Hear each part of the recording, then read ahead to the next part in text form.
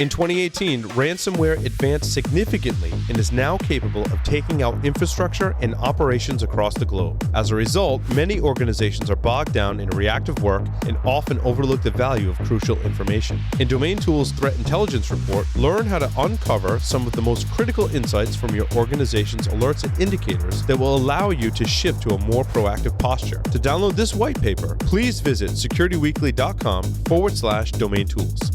Let the team at Black Hills Information Security test your defenses. With over 10 years of experience in penetration testing, red teaming, and threat hunting, the testers at Black Hills will help you find the holes in your security before the bad guys do. The team at Black Hills cares about educating and sharing their knowledge by creating countless blogs, open source tools, and webcasts for you to learn more about the tradecraft of pen testing and red teaming. Visit securityweekly.com/BHIS to join their mailing list and view the latest blogs and webcasts from Black Hills Information Security.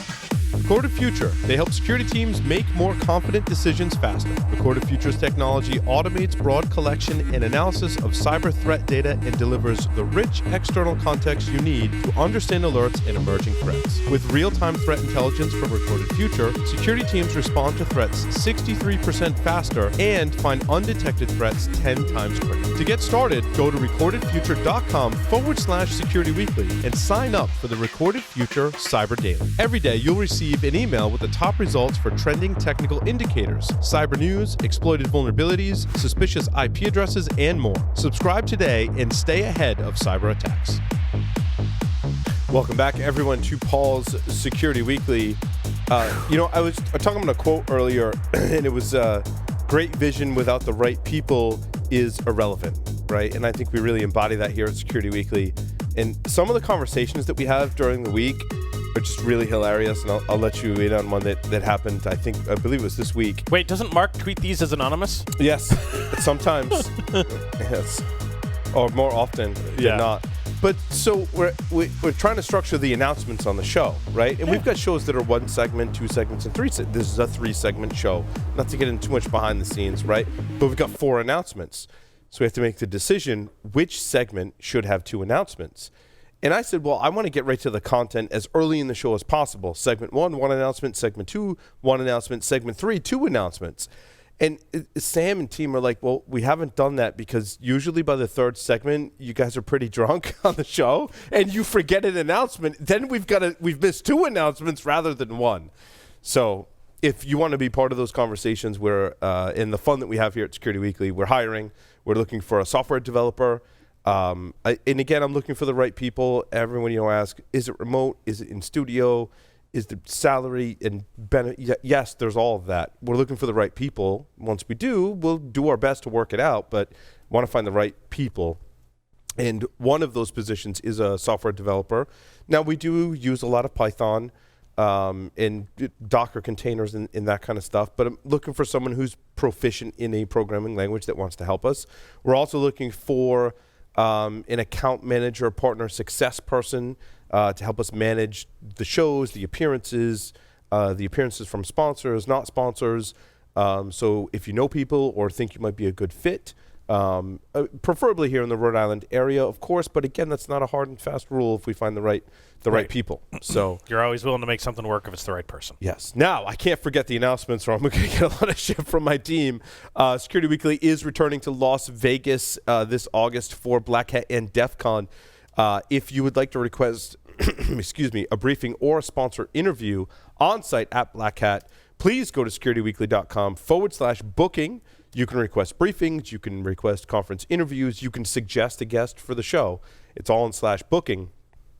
Now, it's interesting. We've sold, I think, 7 so far, which means we'll have 2 productions happening at one time. There's a limited number of slots, so make sure you get on that. We'll also, for the first time, be recording shows. Well, not for the first time in a long time, Larry. Yeah. Because we've done show things, and it's a lot of fun. A lot of things happened, right? I still have my broken mixer. The host, that'd be awesome. That's a good throwback. The host got really busy, and the technology we use to produce the show is really hard to put in a box that we can ship.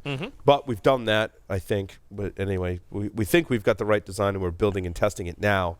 But we're going to be doing shows at Black Hat. We're going to do Enterprise Security Weekly and Paul Security Weekly live from our suite at Mandalay Bay at Black Hat. So I am working on being there. dude, we got a suite. It's going to be sweet. Nice. It's going to be awesome. And I'm not going to miss this last announcement. If you're attending KubeCon and Cloud Native Con in Europe in 2019, it's happening in Barcelona, May 20th through the 23rd. Join your peers at the Cloud Native Transformation Summit. So it's hosted by SysDig on May 20th. Matt Alderman, our Security Weekly CEO, will be emceeing the event. You can pre-register and add it to your KubeCon and Cloud Native Con registration. So you should do that. Sounds like a lot of fun. Alrighty, we are now ready for the security news for this week. No, we're not. We're ready, Jeff. Come on, we're gonna talk about locked computers, right? Let's do And these are physical locks on computers. Why are you sighing already? I haven't even gotten through the description of the story, Larry. Physical locks on computers. Let me finish. Very popular in the 80s and 90s. All right, I get it. Largely because computers, I think, were really expensive. The article also mentions that RAM was really expensive, so people would steal them. Apparently, mice were really expensive, like the ones that are connected to your computer, and were regularly stolen. This comes from the comments in the article. The comments in the article were better than the article, in my opinion. So let me just tell the story really quick. So the people were stealing mice in the lab. They got out an unused backplate from each case, which is, I think, just awesome hacking, right? Like, what do you have on hand to make something that can stop people from stealing mice? Well, inside of each computer case, we can take the backplate out, we can drill some holes in it, ran the mouse cable through it, and somehow put the cable from the serial plug and drilled the black. They described the whole thing. Basically, they screwed metal together that they got from the computers, so that you had to cut the cable if you wanted to steal the mouse. Well, then they thought, well, problem solved, right? And then sometime later, probably out of frustration that they couldn't steal the mice, they stole the balls. And for those younger listeners, mice used to have balls that were in them. You used to have to clean them and stuff. In fact, IBM had a specific field replacement unit notification for it. Now most mice are Unix. Yes, they're lasers and stuff. So they closed the whole lab, and they said closed until all balls are returned. Take from that what you will.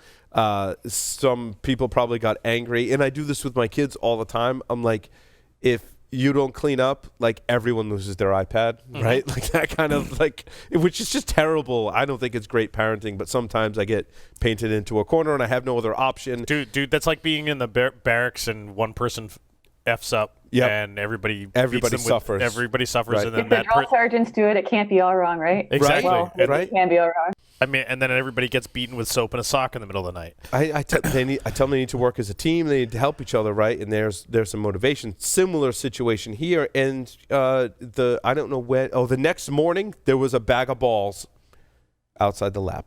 Someone returned all the mice balls. Or they stole them from another lab and they just brought it back in so they could use their lab again. Yes. So I thought that was a neat story. I don't know what the security lesson is. You just thought it was a funny story. You've been drinking. I think the moral of the story is you got to secure your balls. That's really... You got to secure your balls. Yeah. Okay, moving on. Larry, where are we going next? I have no idea. Choosing Imagery for your security awareness program. Okay. Now, I didn't have high hopes, but there was a SANS instructor whose name I forget. It's in the article. Which, number 2, okay. Article number 2. And so if you're going to take one thing from this article, and this applies what I loved about this particular quote was it applies to a lot of our communications and security, not just security awareness training. And that is, look for imagery that works to invoke emotion.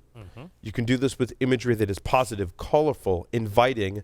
Unexpected image compositions can also help give a modern look and feel to your campaign. But I think the first sentence is really captures it for me as we build websites and presentations and reports or whatever.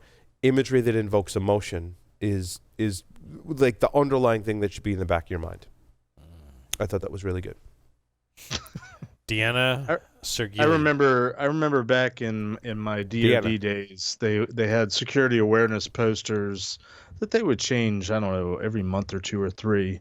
And I swear I don't know if the government had a special dispensation for using copyrighted material, or they just didn't care. But they used to. I should Google it to see if those things are out there.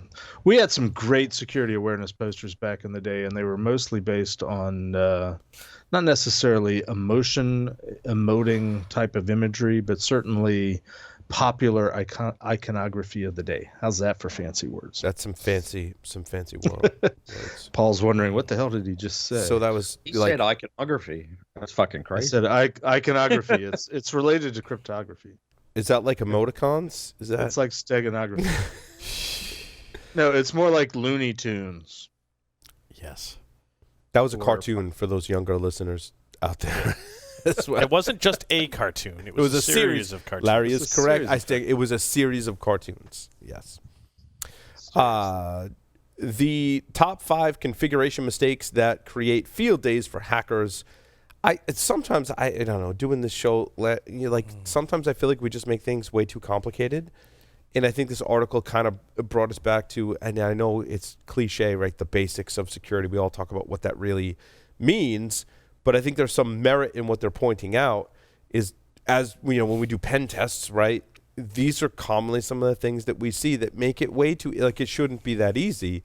Those things are default passwords, password reuse, exposed remote management services, missing patches, and logging just disabled or non-existent.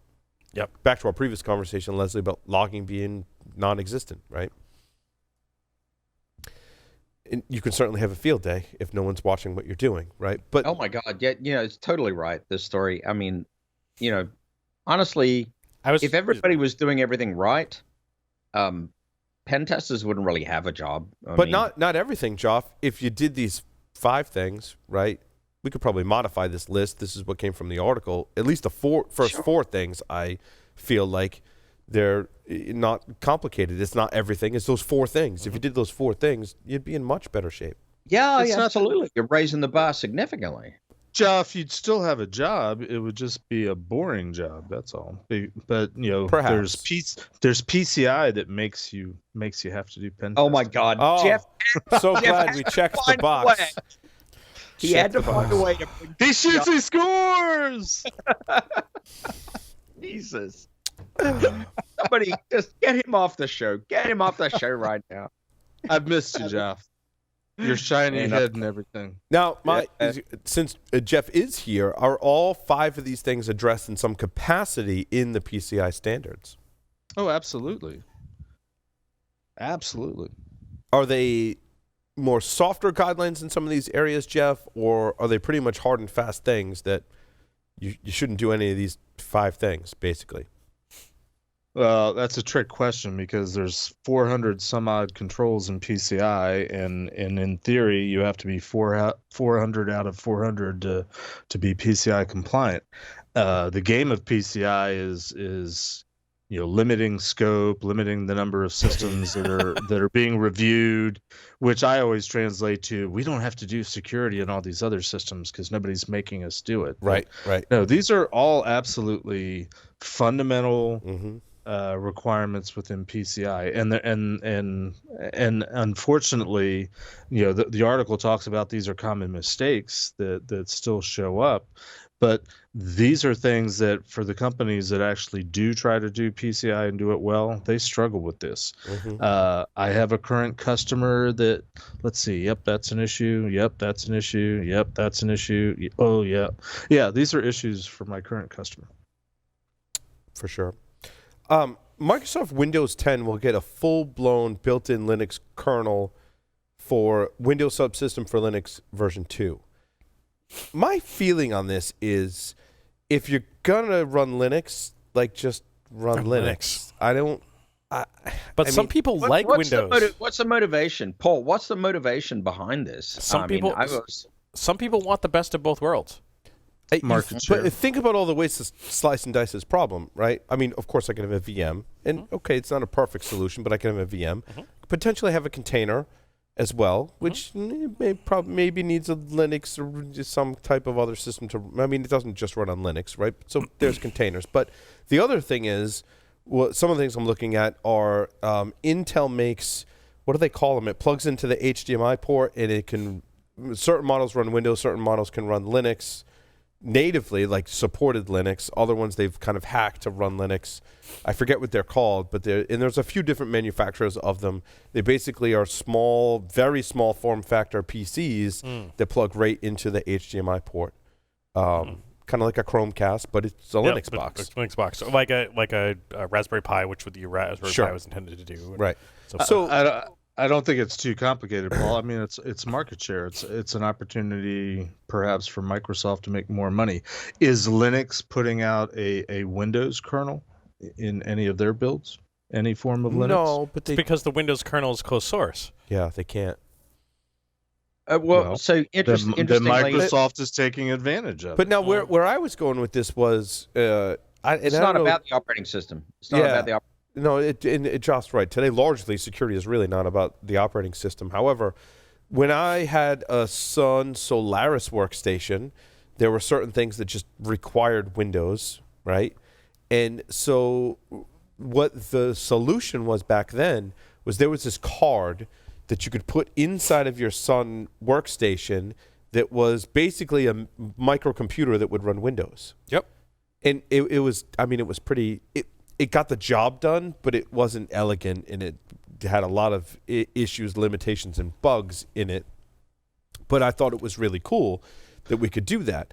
Now, fast forward to today. Back in my day, you were either running Unix or you were running Windows. Yep. And when Linux came along, we had one option of just ordering multiple hard drives for our laptops, which were our attack platforms. But there was this beautiful little utility called Lilo, Linux Loader, that you could use to basically dual boot your laptop. Sure. Leslie, it sounds like that's what you're doing today. So no, I use a KVM, but I have a very, very nihilistic take on this, which is the PC is dying. And that's why we're finally seeing this stuff. It's been requested for a long time, but it was battled back by directors and finance people in Microsoft. And now with that no longer being their primary business, as Azure and things take over, they have a little bit more leeway to actually implement that type of thing that developers and their own people have been asking for a long time. Now, what I want is the hardware standards have come such a long way. The PCI bus that supports largely video cards today are essentially like little computers. Hey, you said PCI too. No, different PCI. Different PCI. It doesn't matter. I want a PCI card. Go fucking home. I want a PCI card for my Linux box that runs Windows, or even better, for whatever base operating system, I'm going to be able to plug Linux computers into my PCI slots, because sometimes you just need actual hardware. Even if I have my Linux computer, I'd love to have a Linux computer inside my Linux computer. That would be like I heard you like Linux computers, so I put a Linux computer inside your Linux computer. Right. I would be so but happy. Now you can do that. You can run Wine inside Windows and run Windows inside of Linux inside of Windows and and emulation in virtual machines and containers are one thing. Having the actual physical hardware is certainly different, and I think that would be cool. I know some of that stuff exists today. I started going down the path of researching it. If anyone has that working and really likes the solution, please let us know, because and not just for my own personal computer, it's kind of silly. I agree. But if you have a production environment where you need physical systems and you really don't want like a whole physical system, I just want a card that runs Linux, that would be cool. I want to know more about that. I actually had a follow-up question for Leslie from our interview segment with her, because I was thinking about it. When I used to do war dialing back in the day, it was because I had either a built-in modem, or there used to be this thing called a PCMCIA slot in your laptop where you put in a modem card. Oh, yep, we got a few of those here in this. Or Jeff, you wanted to play global thermonuclear war. That's right. That was another. Yeah. But my silly question is, how do you actually do war dialing these days? Because my laptop doesn't even have an Ethernet port. I don't think, let alone a built-in modem. Well, you can still buy heavy-duty engineering workstations that have all the ports on them, and then you can also buy some that have dock support, and the dock has all kinds of ports on it. But yeah, you can buy dongles for everything, man. You can get a modem still that you can connect to your laptop. It just takes 3 dongles to connect it. Yes. I think Leslie's telling you, Jeff, that you need to leverage your inner dongle. Well, that or just use VoIP several years ago now. Well, we're old. Well, that's what I was wondering. I mean, there's got to be a software solution. What was HD Moore's? Well, so HD Moore's project... Warvox? Warvox. It doesn't support being able to do full communication over VoIP because the fidelity for VoIP is not there to be able to do actual data communications. Okay, thank you, Larry. Yes. But yeah, and Leslie's absolutely right. You use a dongle that connects to a dongle that connects to a dongle, and you can still get laptops that have PCMCIA. I have some older ones, and they're reasonable. They're the Core i5s that have PCMCIA. Also, you can do Express 34, which is a pin-for-pin replacement for PCMCIA, and they make adapters that do Express 34 to PCMCIA that effectively puts the PCMCIA slot outside of your computer, which then you plug your PCMCIA modem into. Ask me how I know this. Which then you connect a phone line to. Because a lot of the Wi-Fi technology back in the day when we first started the show that we were messing with was all PCMCIA. Yep. And I imagine that you've carried forth. I'm thinking of one particular project that we can't speak about publicly. I guess, can we? The card's sitting right there. There was a debug mode on this card that you could basically jam 2.4 gigahertz. Yep, it's the test utilities for the SMC. I can't remember the model number card. It was released by SMC to the FCC for their testing. It was posted on their website as an executable accidentally, and what had that happened was it enabled continuous transmit, which created all sorts of excess RF energy. You could jam any one particular channel yes, on 2.4 gigahertz. And you could actually, and it would carry over because it wasn't one channel, because you can do 1, 6, and 11 type of deal. But now, that's an FCC violation, clearly. Yes. I like that. Yes. Technically. And I had to think about that because the way they were doing it was they weren't generating packets, they were generating noise. And that's an FCC violation. Yes. It was Bob told me it was very effective. We haven't talked about Bob in a long time. I have a hacker trivia question, and this is just for Paul. Paul gets the first chance to answer. What was the name of the popular war dialing program used in the 90s? Oh, crap. I can't remember. I've used it before, too, and I can't remember. Larry? The name is right there. Leslie? I feel so old. Oh, man. It was like War something. It was like War something. I don't remember. It was a war dialer. I remember Ward Vox. That was impressive. Vox, yeah. Well, you guys were talking about Wireshark. Tone low. It was tone low. You could have given us a hint and said Funky Cold Medina, and then we all would have got it. It was tone lock. My hint was Larry. My hint was Paul has to answer it first since you're into hip hop. Oh, it was too subtle. Didn't make those connections. See, I told you it was right there. And before Wireshark, there was Ethereal. TCP dump. I think it was a much better name. Yeah. And before TCP dump, there was the Network General Sniffer, which was hardware. Oh man.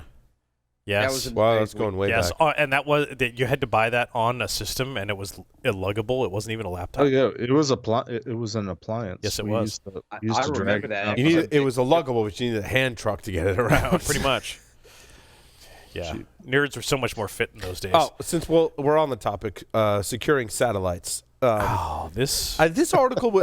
So I was hoping for more technical information on how you actually hack into satellites. There's been talks at various, security cons over the years. However, the thing that was awesome about this article was they said for hackers with deeper pockets, they could realistically launch their own CubeSat into orbit and then conduct hacking operations from there. The benefits are primarily related to proximity, right? You don't have to wait for the Earth to spin and all that stuff. Which is fantastic, living that through, my younger children and explaining them how the Earth turns and stuff. But anyway, I want to put sign me up. The Earth is flat, Paul. I forgot the Earth is flat. But sign me up. I want to put a satellite into space to hack into other satellites. Like, that is one of the coolest things I've heard of in the a Security long time. Weekly CubeSat. Let's do it. That could be a thing. I'm all in. That could be a thing. It depends on how deep the pockets need to be. It's going to be you guys' fault when that gravity thing happens and like the space junk starts crashing into everything. Right. There goes my hacker. I just need more satellites. Can someone catch my hacker satellite? It's falling. So it's $50,000. 50 grand. Okay. 50 grand. Now, my comment. If you want to donate to the Security Weekly satellite, go donate to the Rural Tech Fund instead. Yeah. No, you can donate to Rural Tech Fund, or we can put a satellite in space. I mean, my comments would be on that, Paul, is go check out CubeSat stuff. And my thought initially is this, and I'm going to put this to someone else to do because I have way too many other projects on my hands. Go find out what folks are deploying CubeSats for and find out how they're communicating with them. Many of them are open research type projects that you could figure out. And just like many of the other satellites that have been used for either communications or military purposes, there could be absolutely opportunities for us to take control of already launched of the 1,000+ CubeSats that are out there for nefarious purposes. Naive question. Satellite TV and that hacking that goes along with that, pretty similar to other satellite communications, or like wireless, does the frequencies and protocols, I would assume, vary, right? Oh, yeah, definitely. They absolutely can vary. The speed is different. The radio technology that you're going to use is going to be significantly different. Well, it's frequency and modulation more than anything. Right. Yeah. And go get your ham radio license. Which is learn not something about. Which is trivial for the right people. Right. Yeah. Like go get your ham radio license and start learning about satellite communications with low power ham radio, such as getting your technician license, which is the entry level. You can start doing communication with satellites with a handheld radio. Legally. You can do. You can start doing satellite archaeology too, which is an incredibly cool hobby, which I've always wanted the time and the money to get into. What is the archaeology aspect of that? So people shoot satellites up there in the air, and they're made to have a certain lifetime, right? Because the battery's going to degrade, the solar panels are going to get pitted and stuff, and so they're made to work for a certain, especially communication relays, they work for a certain amount of time, and then they're expected to just die and become space junk or get disposed of some other way. But some people have discovered that after a time when that battery degrades enough, the circuit will close again, and all of a sudden you'll have a circuit from the solar panels bypassing the battery and directly back into the satellite. So every time it gets light, it'll start powering up again. Yes. So you can it's really cool. So you have these people who are tracking these dead satellites that were like dead and quiet for 20 years, and suddenly they pop up again, but they're only like broadcasting it alive as they spin as they're facing the sun. And you can start like there's satellites that have come back to life that people are using as amateur communication relays again because they were dead for 20 years and they've just come back now and nobody's using them. So now when they face the sun, they can use them to rebroadcast ham and stuff. It's a riot. It's really, really cool. Yes, that's awesome. Absolutely amazing. And that really embodies hacking as we know. And quite honestly, all of the technology that is available for doing that type of stuff is readily available. It is relatively easy to understand with some study. Is legal to do so with some minimal licensing. Now, hacking satellites to use them for nefarious purposes, maybe a different story. The nefarious purposes could violate laws, sure. But the technology is easily learned.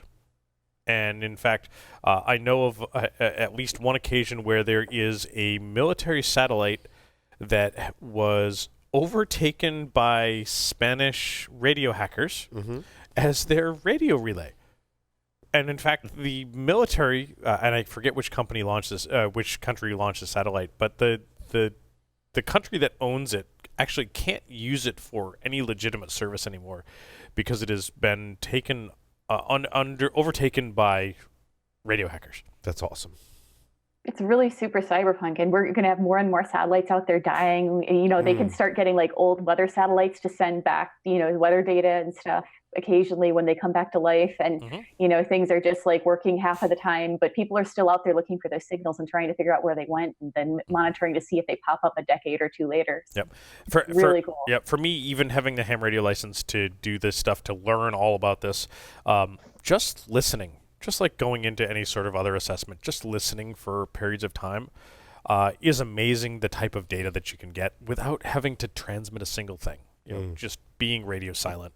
We lost something really when we stopped using ham radios as our communications mechanism as nerds. Like it's just something to just be flipping through those airwaves and find somebody talking, or a broadcast from another country, and it depends on the ionosphere and stuff what you're going to get that day. It's really cool. One of my favorite things, geeky pursuit, is that when during a storm, when my geographical region loses power over a significant area, my favorite thing to do is to use my ham radio, because there's no QRM, there's no local interference for all that crap. Yeah. And all of my ham radio gear is solar powered, so you have power. I can run for weeks for my ham radio. Listening, I can run for months. Wow. Transmitting, weeks. Could you run indefinitely if it's solar powered? Yeah, I could effectively run indefinitely with limited times of transmit and receive, gotcha. so to speak. You guys are just making me all nostalgic, because I began my career at a certain DoD agency, and we were all about radio communications and communications on all sorts of different wavelengths. And it's like not going away. It's like it's being rediscovered. Yeah, absolutely. How much fun is that? And that's one of those things that I talk about in the 617 class when I teach it, is that I ask the students, we get down this route about RF theory and stuff for a few minutes, because I digress, and I ask, how many people have a ham radio license? And very few people raise their hands. And my comment to them is, you call yourself nerds? Digital is so static, and you know what's going to happen when you go to a website on your computer, and you can log into Fortnite and play with people from all over the world, and it's all real time. But there's something beautiful and organic about seeing what you run into in the airwaves, and and not knowing for sure what you're going to find that day. Yep. I have a serious and ironic question for you, Larry. How do people get into ham radio these days that Radio Shack doesn't exist? It's called Amazon. Yeah, seriously. No, you get your study materials from Amazon. You get your ham radios from Amazon. That's where I got some of my last ones. But there's a difference in Amazon and going to an actual Radio Shack and walking up every aisle and looking at all the things that are there and just dreaming about the possibilities. How do you translate into the Amazon world? I missed that experience. Yeah, I was telling Larry, like, my awful soldering skills that need much improvement. Like, I fixed my son's electronic motor powered dirt bike, and Jeff, I'm hearing what you're saying, right? Like, I miss Radio Shack. Like, I miss being able to go and find all those little parts that I don't have to go to Amazon and order. The part that I could go to Radio Shack and basically assemble something to fix really anything. Right? To put that in perspective, Radio Shack is gone, and we have a hard time in New England with something like that, because in other areas of the country there's like Fry's, and if you can find, there's one in Cambridge, but like difficult for our area of the country. Go to stuff like the MIT flea market. Check out ham radio flea markets in your area. Check out like the ham radio fairs. Like they'll do a big gathering once a year, like this one once every other year here in the Massachusetts area, which isn't too bad, but it's huge. There'll be like 10,000 ham radio enthusiasts with their pickup truck selling stuff off the back of the pickup truck, and then there'll be the big vendors there that are showcasing their latest technologies, and you can buy every connector and every cable and everything under the sun that you can imagine. Awesome. I mean, that's like a nerd Radio Shack for RF folks. When I was a kid, the rite of passage into geekdom, I guess, was to get your crystal radio set and build that, so you could build your own radio. And you had to, you got a roll of copper wire that you had to wrap around a spool to create the coil, to create the receiver. Do they I mean, just going back to the, teaching rural tech, everybody's like going out and getting Raspberry Pis. We should be giving everybody crystal radio kits and have everybody build a radio. And if anybody's interested in that, please, write in PSW at Security Weekly. Absolutely, I have a bunch of links on that stuff, because this is some of the things that I've purchased and put together, and this is still a thing, because you take ham radio folks, and traditionally you see ham radio as being that guy in the basement with a bunch of radios and a computer monitor now, and not going outside. But no, many of them are attempting to be active and that are trying to do stuff on the road or hiking. There's this thing called Summits on the Air, where you hike up a mountain, you get to the top of the mountain, and you try to make radio contacts. That's awesome. And there's tons of that. And in order to do that, you have to carry small batteries and small low-power transmitters, often stuff that will fit inside of an Altoid skin that can communicate around the world. Changing gears somewhat. Yes. Certainly not talking about the security news. In this kind of like maker hacker spirit, Larry, one of the things that we've been talking about, Sam and I are both kind of shopping for new keyboards. And it's funny, we both got in the office and Sam's like, I'm looking for a new keyboard. I'm like, you know what's funny? I was too, because my old keyboard is the DOS keyboard. Yes, DOS keyboard. But the version that I bought was made for Macs. Yeah. And had all the controls for Macs. Now, since then, I've switched from Mac to Linux, and I'm all Linux on my laptops and desktops, which is awesome, by the way. Maybe some segments on that. But I'm like, I think I might need a new keyboard.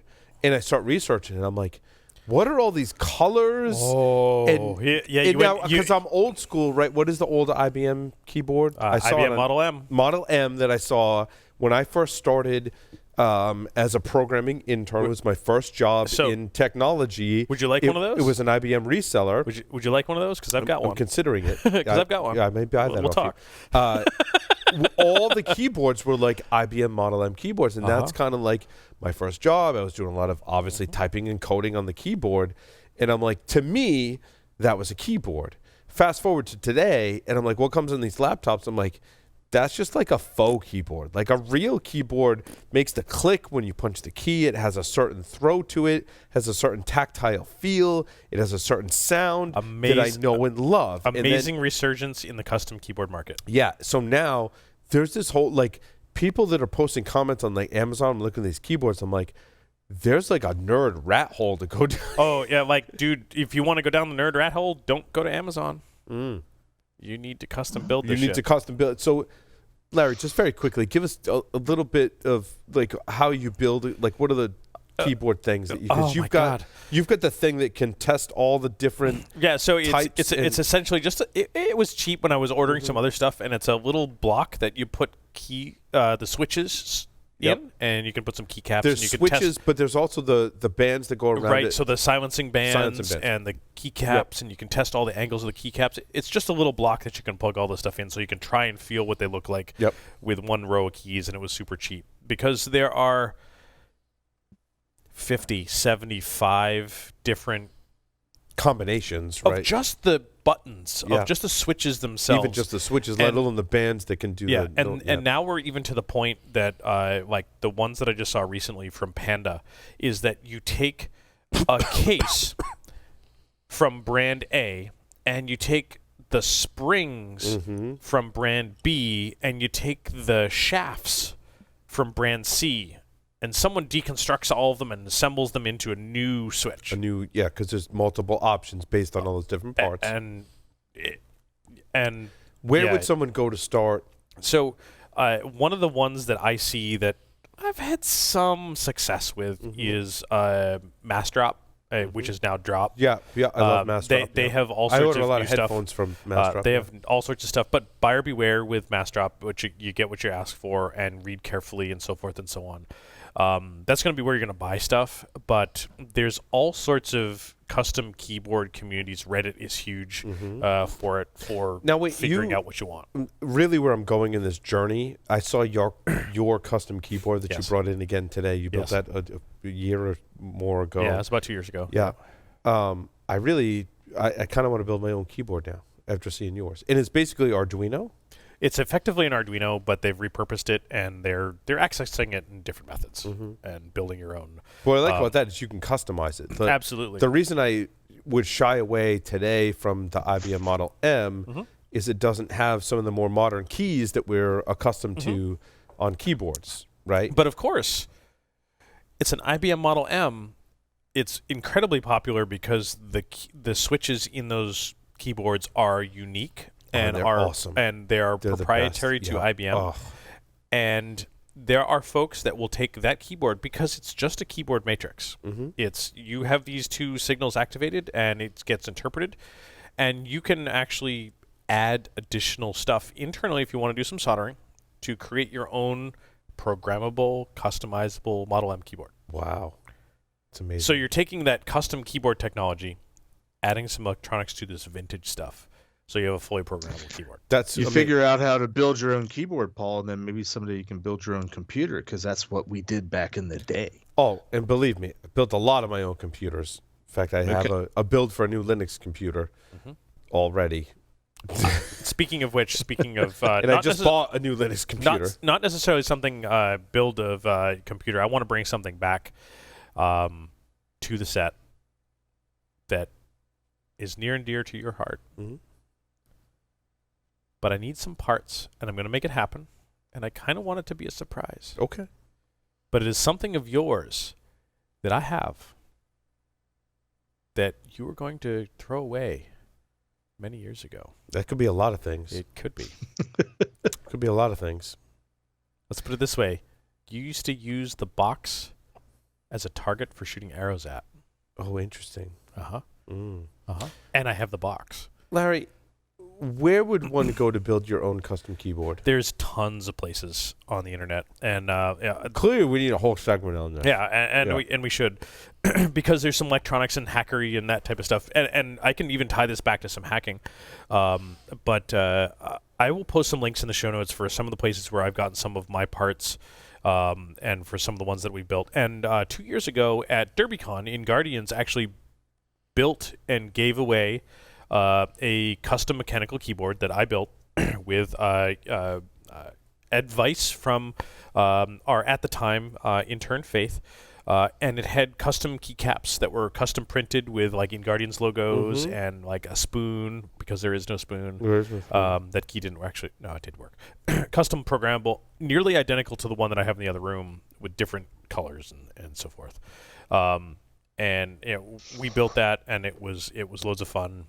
We gave that away, and I can tell you where I got all the parts for that, and it's very much a rabbit hole. And be prepared to potentially spend some money. That keyboard that Sam was the green one with the green with keys? with the green keys, but because they're totally matrix obnoxious. They're awesome. That was about $350 by the time I was done. Gotcha. For the case, the board, the switches, and the custom printed keycaps. It's probably also worth mentioning, too, that in the early days of PCs, there wasn't a mouse. It was just the keyboard. Yep. The ironic part is that I used that super awesome keyboard next to an Apple trackpad. They don't match. Switching back to, yes. It would have been a lot of nerding out. WordPress. But before you do that, I want to tie the keyboards to security. Okay. Don't tie it back to a WordPress. Think about some of these devices that we're using in physical security testing that you plug in USB that do a thing. It's a programmable keyboard. Right. It's acting as a keyboard HID device, a USB HID keyboard device. I encountered one on Massdrop today that was $20 that has 2 keys on it. You plug it in via USB and you go click, and it does a macro for you. It's a 2-key programmable keyboard. Now, if I could have every key on my keyboard being a macro that does some PowerShell payload,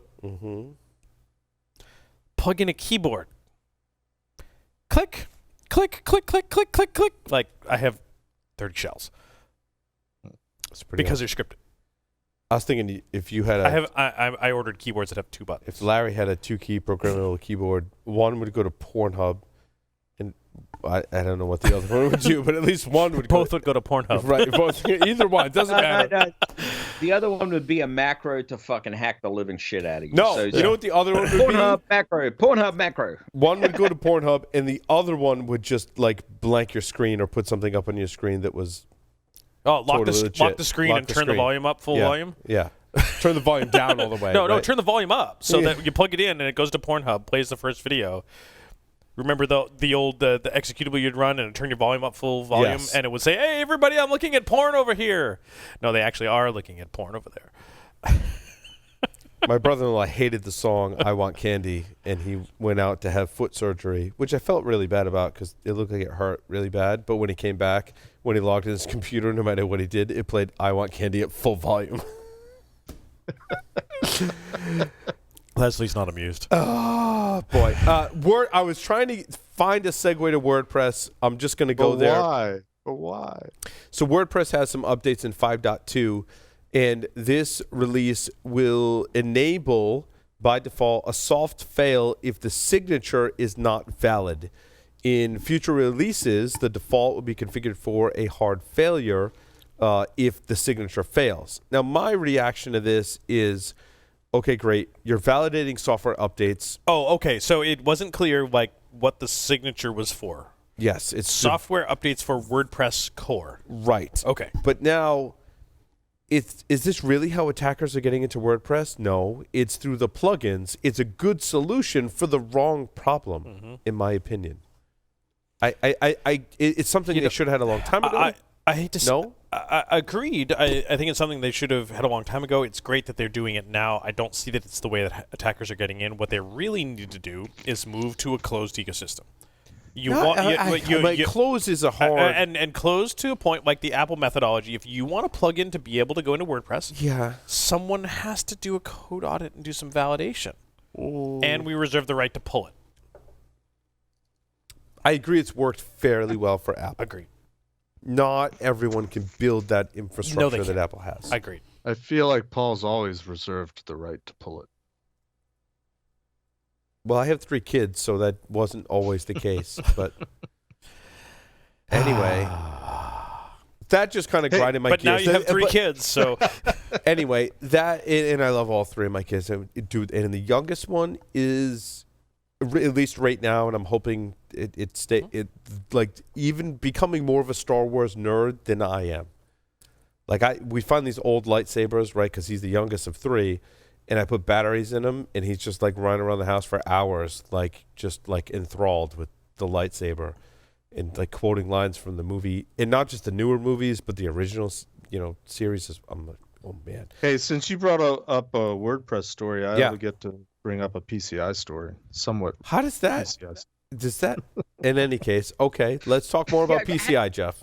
I'm sorry. How the fuck does that happen? because Paul is shit-faced, and I can get away with it. I am not. A little. I'm not. Anyway, continue. What's that charitable fund we were talking about earlier? I got through all 2 announcements in this segment, Jeff.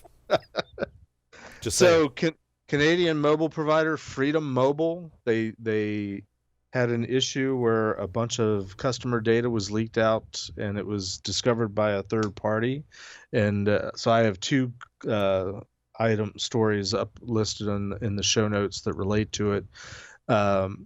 But this sort of ties back to our earlier discussion with Leslie, because in this case, apparently the third party was receiving log data from the mobile company, and it was apparently raw log data, because it had not only it basically had transaction data in it, including credit card number and the CVV, the authentication data, which you get in log data, which I used to see when I was first doing PCI assessments, 15 years ago.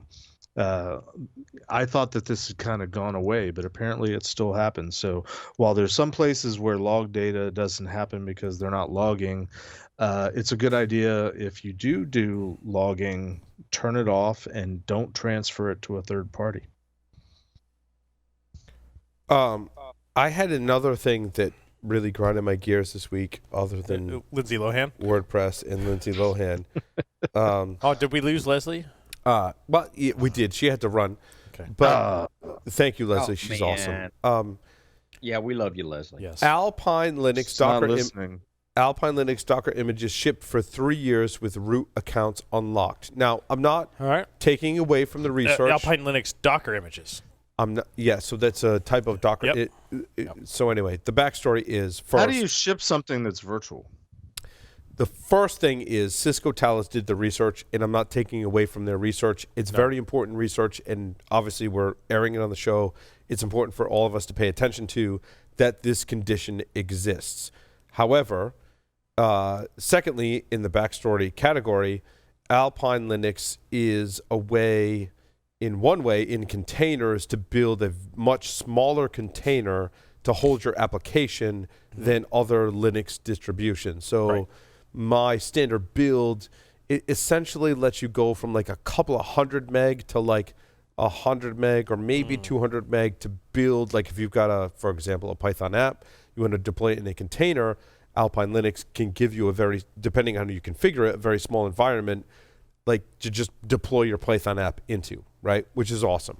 Because you don't need, if I'm just running a Python Flask application, I don't need like a gigantic container with all the stuff in it. In any case, the reasons why this really isn't a huge deal in terms of security is that, one, most Alpine containers don't contain a shell. Yeah, like by default, right? By default, like you have to kind of like work to, I mean, you could, there's different, put it this way, there's different configurations. You can configure it so that like it doesn't have a shell, which means when you do like a docker exec /bin/bash, it's like bash isn't here. What are you talking about?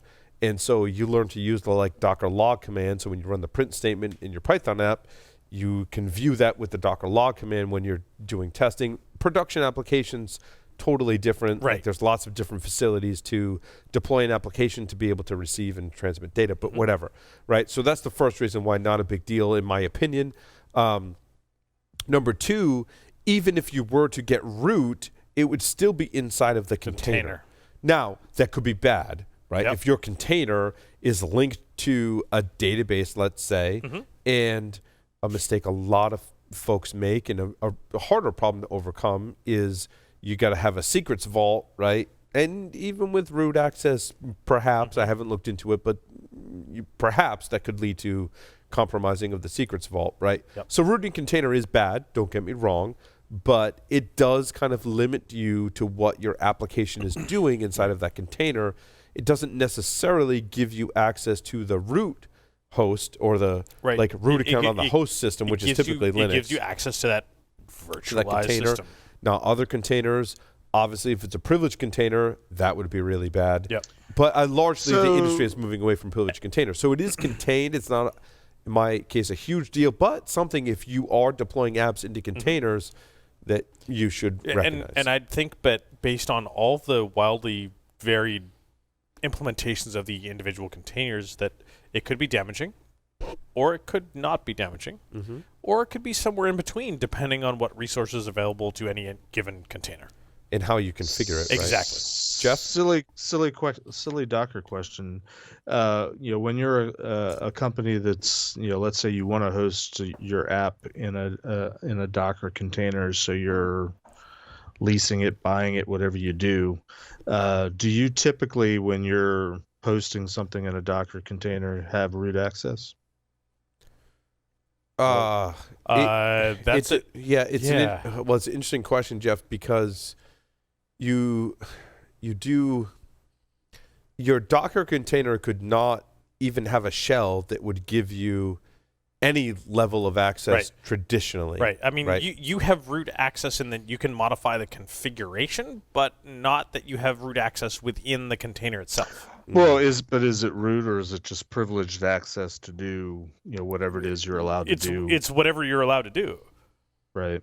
So, and I guess the point I'm trying to make is, and I'm old school, so I have to tie this back to things I understand, like, back in the old days when it was web hosting or application hosting, where you typically, you were getting a partition on a box, or you were just simply, you had access to your application and you weren't in theory able to break out into the underlying operating system. So, I know it doesn't completely translate, but it's how my feeble mind understands it.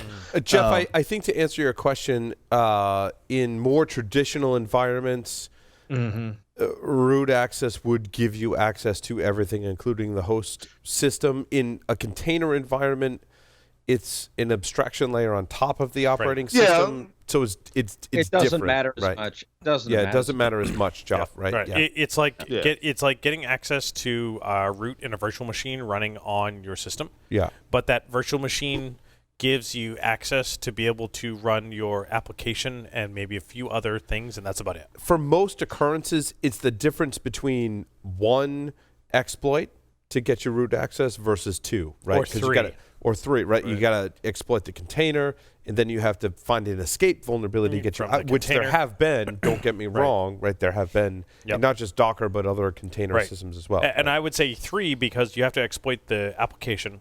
You then have to escape the container, and then you may need to even do privilege escalation once you've escaped the container on the host. The other point is you might not even need that level of access, Jeff, right? If you find a vulnerability in the application that's running inside of a container, that could potentially give you access to other things that give you access to data you shouldn't have, and you can achieve your end goal. And you might even argue that in containers, you may even get access to the container that has everything that you need to do. The privilege, in largely, again, the industry is kind of moving away from, I think, privileged containers because of that particular vulnerability. Also, I feel like there's performance limitations too, because all your system calls are going through just one container. Matt Alderman talks, is the one that kind of like turned me on to all of this and was like, yeah, this is how some people do it.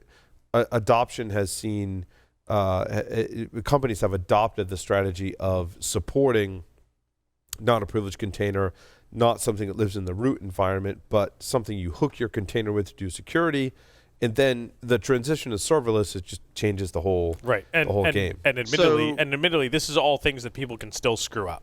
Oh, so God, I do it all the time too.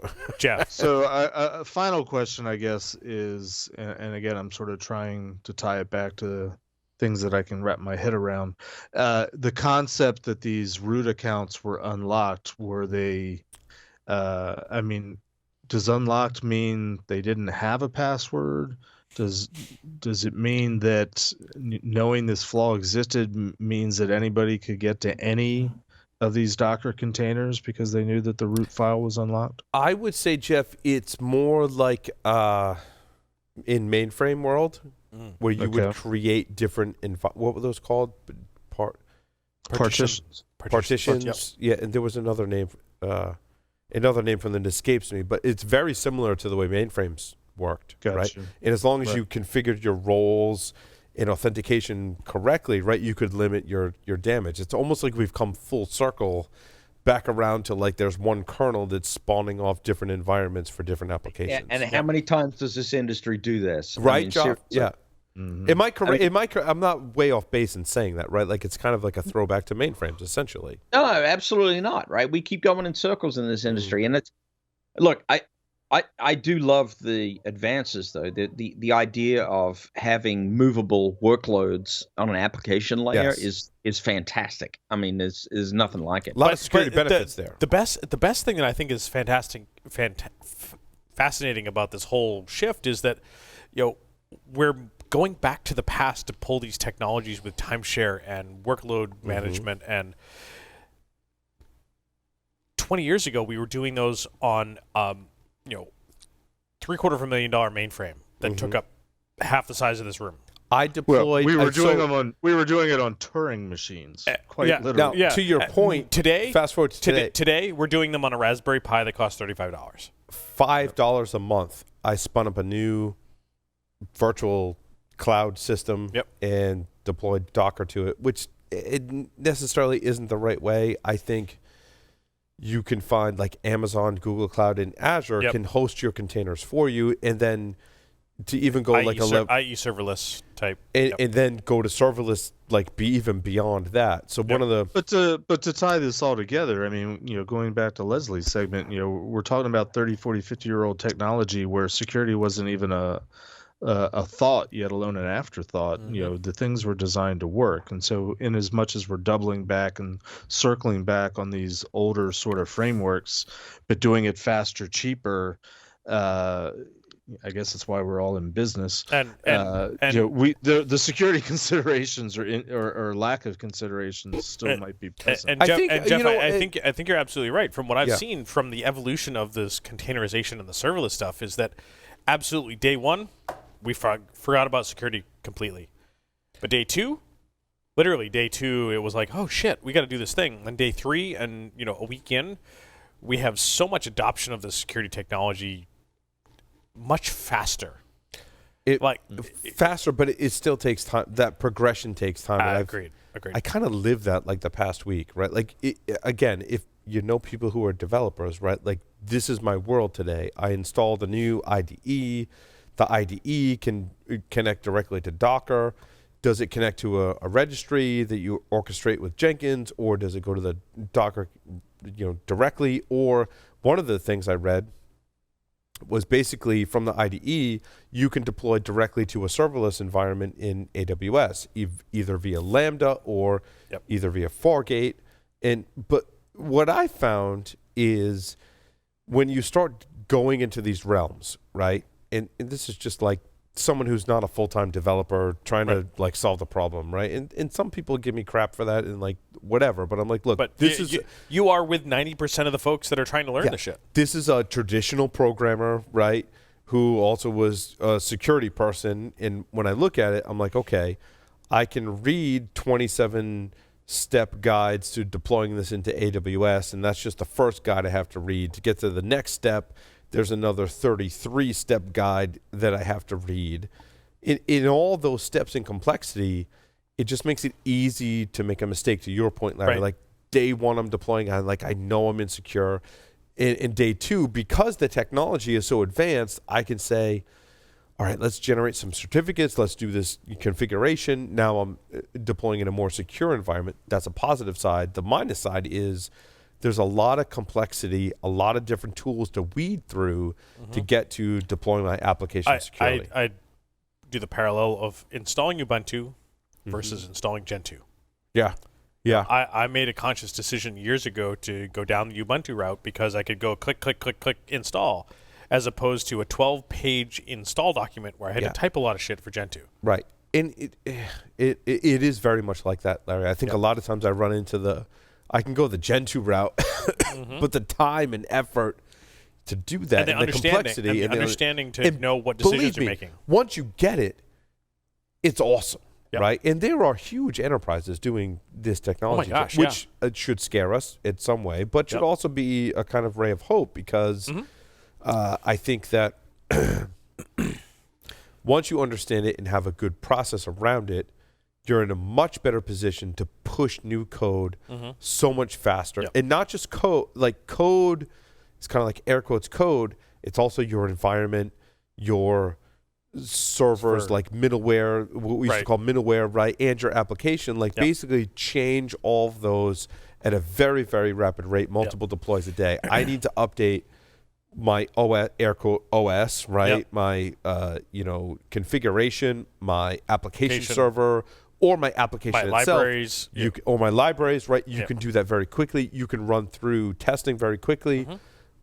Building test and dev and right. And so in that light, I don't want to scare people away from it, because I think it's the future. However, a lot of the things that we've said, the theme is we've got a lot of tools to be able to build this process, and understanding, configure them correctly is the challenge. Yeah. So 2 years ago at DerbyCon, I was in the hallway at one of the concerts, and I met a guy that was chatting with him, and I'm like, hey, what do you do? He's like, oh, I do Kubernetes. I'm like, oh shit, fucking hipster. Yeah. And today, I'm like, fucking hipster. Right. Not fucking hipster. Yeah. Fucking hipster. But like, that dude 2 years later, I know is going to be on the forefront of Kubernetes deployment for security. And it's so important. And that dude is going to be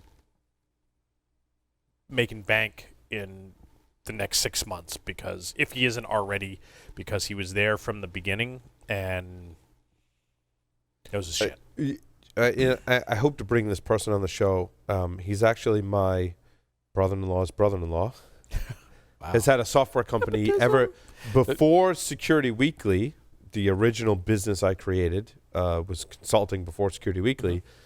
He was there in the beginning, helping me, coaching me. He had already had a software business. His son, I think, knows more about development in this realm than I do, and he's 15, which is awesome. And basically what I would so we get together. You can imagine the family gatherings now, right? Yeah. I can imagine the family gatherings. It's Paul and these folks like off in a corner and drinking beers, talking about like nerdy stuff that no one else has any idea. I mean, my brother-in-law does because he's a Java developer, right? So he knows. Do you guys get together at Thanksgiving? Sometimes. Sometimes I can imagine the conversations at Thanksgiving. Very interesting conversations at Thanksgiving. And, what I said recently was I want to get to the point where we're deploying code into running containers. And like every piece of code that we build is basically just a container that goes into an ecosystem. And it's interesting. Dave is the guy that created the software, says to his son, like, see, this is where the industry is going. Like, if you're going to be a developer, if that's your path, he didn't like force it on him, but like, if that's your path, like, this is where the industry is going. And I think it's very telling from a software side, but also a security side, that this is where, like, forget like where it's going, it's where it's already at, essentially, is what we kind of agreed upon collectively. Yeah. So, for sure. Wow, that's a good place to wrap it, I think. Yeah, I think so. Can we talk about a ridiculous story now? Yes. Okay. We're at that time. San Diego man. Now, there's a lot of ridiculous stories I considered for this. There was a mom or grandmother, a great-grandmother, who was arrested for CBD in Florida. Yeah, at Disney. At Disney. Yep. And it's interesting. There was a few stories in Florida that were just like their police are like off the rails. There was a couple of other stories that I saw from Florida where I'm like, what is going Florida on? Man or Florida woman. Yeah, either way. There was at least 3 stories in Florida where I was like, this was just one. But anyway, I decided not to cover those because the San Diego man was arrested. Amazingly, the California man, right? The California man was arrested after a rifle-shaped bong caused a gun scare. You didn't. I'm just going to repeat that for those that are listening. It was a rifle-shaped bong. So here are my thoughts, and then I'll throw it out to everyone else. Okay, for one, marijuana is legal in California. Yep. It's recreational legal, medically legal.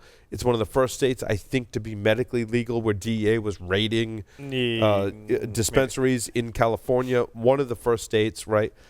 Marijuana and California go together like peanut butter and jelly. Like it's always been a thing. In any case, so 2 people in California. It's like a meth lab in Kentucky. So 2 people in California. Number 2. People in California, they love their weed because of the history. So I can see people getting bored in California because they've always had access to marijuana. And making a bong out of an apple is an old school thing. Right? So they're like, dude, man, we should totally get a bong that's shaped like a rifle. And like all their friends being like, yeah, that sounds like really cool. And then they do it. So if you do this in the comfort of your own home, you're not driving. You don't have any other responsibilities, and it's legal in your state. Like whatever, fine. Totally cool with that, right? However, what I'm not cool with is they smoked this rifle bong, for lack of a better term, in a hotel room. Well, I mean, now a hotel room is your temporary home. So so that's a great point, Larry. You could have a smoking room or just be willing to pay the smoking fee, whatever that is. But not only did you do that, it's in a hotel room in a window, in full view of the street, which, as we know from Las Vegas, like totally not cool, dude. Like nothing. And especially given California is very sensitive about gun laws, which is weird that they're sensitive about gun laws and not about marijuana. Right. So like to have anything. Well, there's one thing to be said that the thing was available for sale.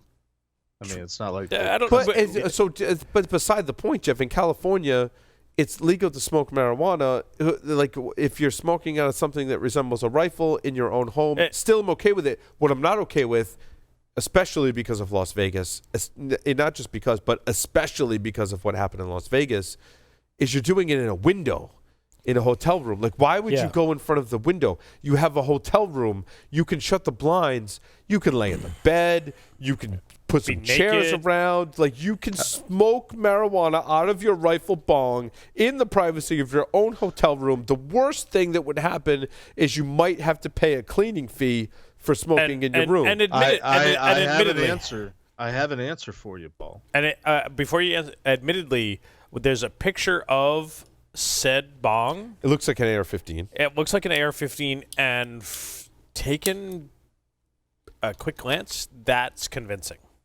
Yes, and when it's the fact that most of it is see-through. But side glance, that's convincing. Side glance. Yep. But from a hotel room, right? Yep. But the answer to your philosophical question, Paul, is rifle-shaped bongs don't kill people. People kill people. It's true. Good point. The marijuana escaping from the rifle-shaped bong doesn't kill people. Common sense was absent, though. Yeah, common sense was absent. Like, dude, it's legal in your state. You're smoking in your hotel room, like whatever. Like, don't flail it around in the window and cause other people to have the wrong perception. You're going to get into trouble. Common sense was absent that day. So here's I'd love to relate this to security. And here's a story for you. Many years ago, pre 9/11, I talk about this in the SANS Wireless Score 6617, which I'm the proud owner of now. There's a talk about the distance for Bluetooth. Bluetooth is typically known as a closer range technology. Bluetooth rifle is where you're going, isn't it? The Bluetooth sniper rifle is where I was going, in that during the testing of long-range Bluetooth, a Class 2 device, a phone, on the pier at Fisherman's Wharf, was connected to with the Bluetooth sniper rifle from over a mile away. They got Class 2 Bluetooth over a mile. A Class 2 Bluetooth with a Class 1 with a directional antenna, which Class 2 is typical for your mobile device. Sure. Class 1 is high power and with a directional antenna, make that really great. And it was a Bluetooth sniper rifle. It was literally a gun stock, wooden gun stock, with no trigger, no barrel, no chamber, nothing. An antenna. And it was a 2.4 gigahertz highly directional Yagi antenna as in place of the barrel. And they were literally standing on the balcony of the hotel, like sniper style, with this rifle. Mm-hmm. And they got connection to that Bluetooth device from a mile away. Mile. If you were to do that in a post 9/11 world, common sense would be not in use that day. Because you go to DEF CON, you go out to the desert, right? Anywhere. Anywhere. Yeah. You go on a balcony with something that looks like a rifle and start pointing at people. Not cool. Like, just don't do that. Like, common sense was absent that day. Yep. Like, you go into your hotel room and you have the blinds open and you put this AR-15 in your mouth. Common sense was absent that day. Yeah. Agreed. Anyway. I think we're turning into the Joe Rogan show. That's enough. Not that I'm objecting to that. It's just need to get Elon here. Larry, take us out. One last story. Paul's the boss. Quantifying measurable security was the title of the article from Google.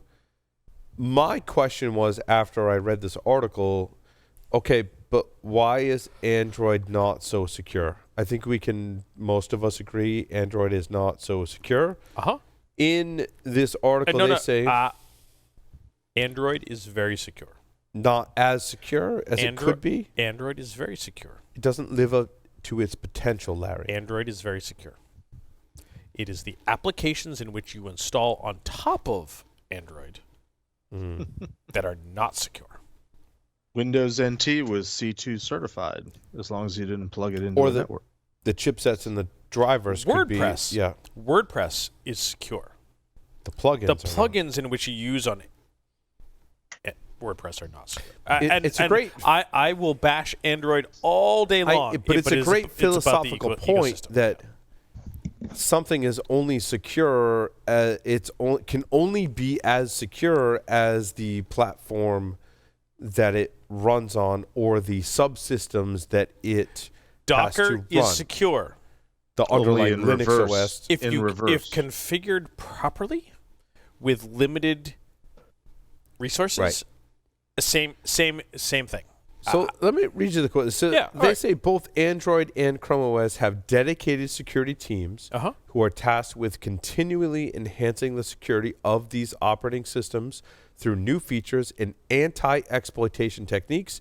In addition, each team leverages a mature and comprehensive security development lifecycle process to ensure that security is always part of the process and not an afterthought. That's great. As Larry's pointing out, apps that run on top of Android, drivers for hardware that runs underneath Android are horribly insecure at certain points, and depending on what the technology is. So it doesn't matter how secure Android is if the Qualcomm chipset that controls the secure storage through trusted computing and all that stuff is vulnerable, or the crappy app that I publish into the Google Play Store is vulnerable. It doesn't matter. Now, does it matter? It matters compare that less. Compare that to the same company that publishes Chrome.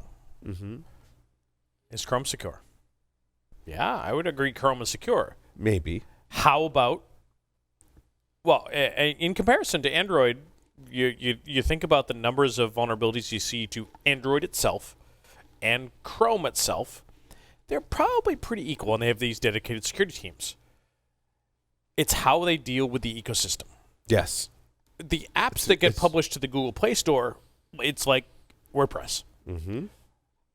More like Word. They've made some strides, but more like in WordPress rather. But think about the plugins and extensions that are available for Chrome. What is that? What does that ecosystem look like? Kind of similar to Android. Well, they've gotten a little better because they are much better. Much better. Not perfect. There's been a lot of incidents, though, with Chrome plugins. There are, but as fewer there than there have been But forcing them to having to make changes. Yes. Yep. But you and I both use Chrome, or have in the past, and we talk about the number of extensions that we use and which ones we use. We talk about the number of ones that my wife uses in Chrome, and absolutely there are some issues with Chrome extensions because they don't tightly control the ecosystem. But I think they have a much better handle on the Chrome ecosystem than they do on the Android ecosystem. That's just my personal opinion. Yeah, I mean, and some of the problems on the Chrome ecosystem are developers have lost their certificates or credentials. Yep. And that's, how do you control that, right? Like that, how does that play into the whole kind of spectrum that we're talking about, right? Like, you could have a very secure ecosystem, but if it requires that a developer to like not give away their password or their key or publish their key to GitHub or whatever, is that a fault of Google? Maybe not. Maybe not. Maybe not. Yeah. I think what you're touching on is that the most fundamental problems of how do you secure devices, applications, it transcends simply any of the component parts. Yes. I think one of the more difficult problems we have to address in security is how to create a air quote secure ecosystem, right? And very few have really gotten that problem solved, if any. I violently disagree. I think we've been trying to create the secure ecosystem for 30 some odd years. That's the whole concept of the firewall and securing the perimeter and protecting what's on the inside. I think we need to get over that and figure out what else it is that we need to be focused on. Well, I think more from an application. I don't think that fundamentally works. But from an application perspective, how do you provide a framework and or environment where others can contribute applications and code essentially and inherently have that secure? Apple maybe came the closest. I think we're getting there, and Jeff does a great example about the firewall and all those things, and I think we're close to building a secure ecosystem over 30 years, and it's evolving. And we think about all these new technologies with something like Docker and Kubernetes and firewalls and access control lists, and if we start moving into the future and taking the user out of the decision about some of those types of things. Well, you're pushing that up to the application, right? So there's the operating system and network controls really don't have as much influence as much as the application has influence. Right. And so one control is to secure the ecosystem in which the application runs. my concern is that, and I'm going to overgeneralize to some degree, but we believe that the securing the larger container, whatever the container is, whether the ecosystem or whatever, is the end game and the ultimate goal, and yet time and time again, even things that we trusted 20 years ago, 25 years ago, we find out in the last couple of years, there's been some horrific flaw in it from the very beginning, type of thing. Just because we're using newer technologies that we think are securing the ecosystem, I am willing to be proven wrong, but I think given enough time goes by, somebody's going to figure out some significant flaw that's going to make us understand that that wasn't really secure either. It's an evolution. It's an evolution, but one of the early lessons I learned that I share in some of my talks is a chief scientist at NSA said, and this was back in the day when I was challenging the idea that we could produce crypto and software where NSA just built boxes. We built hardware.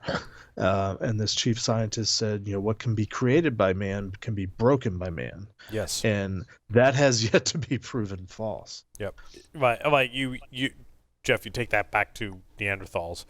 What can be created by man on axe out of stone? Then you go to the Stone Age. And what can be created by man can be hit by another axe with a stone and break said axe. Yep. Yeah. So I'm not saying that it's not practical maybe to move in that direction, because there are costs associated with the attacks and the research that goes into finding vulnerabilities, and certainly things are they're secure based on the old ways of breaking things, but wait until somebody figures out the new way to break things. Yep. And consistently the things that we trust ultimately are discovered to be as blatantly insecure as all the things that they were replacing in the first place. Bring this little internal circle. There was some talk earlier in the week, and maybe even last week, about this new technology about some implants that could read your mind and read your mind and create that to speech, which is amazing technology. And it's like, sign me up. This is like so close to getting to that cyberpunk of being able to jack your computer into your brain and seeing the virtual environment and being able to control that virtual environment with your brain. Like, sign me the fuck up. One of my sons said something along the lines of, one of his brother, my oldest son, told the middle son that his computer could read his brain. Nice. And tell my middle son, I'm like, that's not possible yet. Yet. So, so for me, given that I think I'm probably going to go blind at some point in my life, that immersion of being able to control the computer with my brain and having the computer be able to control my brain to see that virtual environment is amazing. And that advent of being able to have that implant to take my brain to turn that into speech or potentially text, to me that's amazing and also terrifying at the same time. I can't get over the fact that why some people say that you can go blind. Never mind. Right. The computer is the result. You went blind, which was the reason why you need.